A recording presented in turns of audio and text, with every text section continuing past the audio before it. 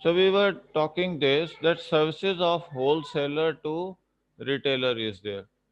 So another that was the point was we were discussing grant of credit.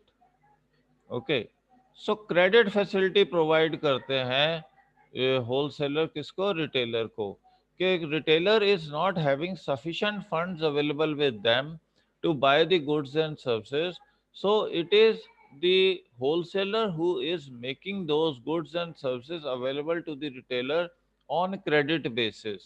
So whenever they sell the goods in the market, they earn money, and out of that they repay to the wholesaler and then buy the next lot of goods on credit basis. तो ये एक another important service है जो retailer को provide कर रहा है wholesaler. Okay, another important service is that it is providing the specialized knowledge.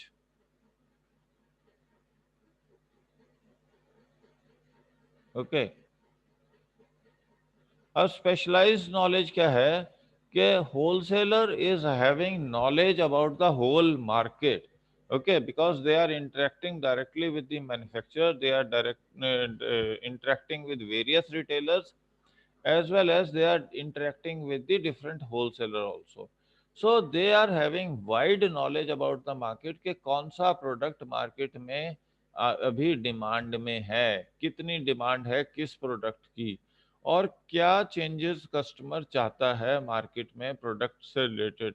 तो वो उस तरीके के प्रोडक्ट्स को अवेलेबल करवाता है रिटेलर को कि these are the products which are now being needed. जैसे अभी पेंडेमिक चल रहा है, तो in these days, face mask, then sanitizers and various other such type of products which are required, so they are being in more in demand. Okay, तो उनकी demand ज़्यादा है मार्केट में, तो होलसेलर प्रोवाइड कर रहा है नॉलेज कि किस कंपनी का कौन सा प्रोडक्ट बहुत अच्छा है, किस कंपनी का प्रोडक्ट बुरा है, तो आपको कौन सी कंपनी के प्रोडक्ट में बेनिफिट रहेगा, मार्केट में किसकी डिमांड ज़्यादा हो रही है, किसकी डिमांड गिर रही है. तो वो सारी डिटेल कौन प्रोवाइड कर रहा है, होलसेलर प्रोवाइड कर रहा है. ये स्पेशलाइज्ड नॉलेज वो मैन्युफैक्चरर को भी प्रोवाइड करता है और रिटेलर को भी प्रोवाइड करता है, so that retailer can easily stock up those goods which are actually in demand from the market. That is the another important benefit or the another important service the wholesaler is providing to the retailer. Okay, and last one is your risk sharing.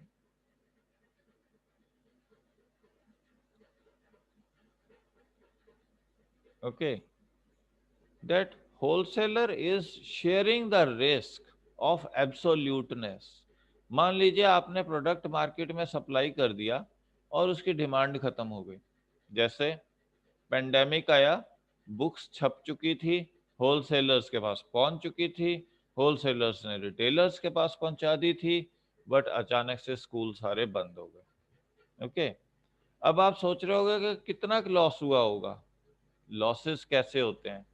एक stationery shopkeeper के पास pens की cell होनी है, pencils की cell होनी है, erasers की cell होनी है, कलर्स की सेल होगी, आर्ट एंड क्राफ्ट के मटेरियल की सेल होगी, बुक्स की सेल होगी, नोटबुक्स की सेल होगी.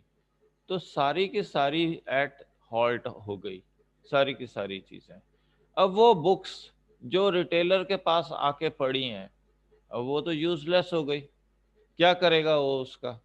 तो इस रिस्क को होलसेलर अब कहेगा कि ओके, कुछ परसेंटेज काट के मैं सारी बुक्स वापस ले लेता हूँ. मतलब जहां 100% लॉस होना था रिटेलर को, वहां वो 20% का लॉस हुआ. तो फिर होलसेलर उस सारे को किसके पास प्रोवाइड कर देगा? मैन्युफैक्चरर के पास. Okay, so that is the aspect which is involved in this. So this is what the risk sharing is. Okay, so ये सारा कुछ है हमारे पास services by the wholesaler to the retailer. This is what all for today. कल करें, next lecture में करेंगे बाकी. थैंक्स.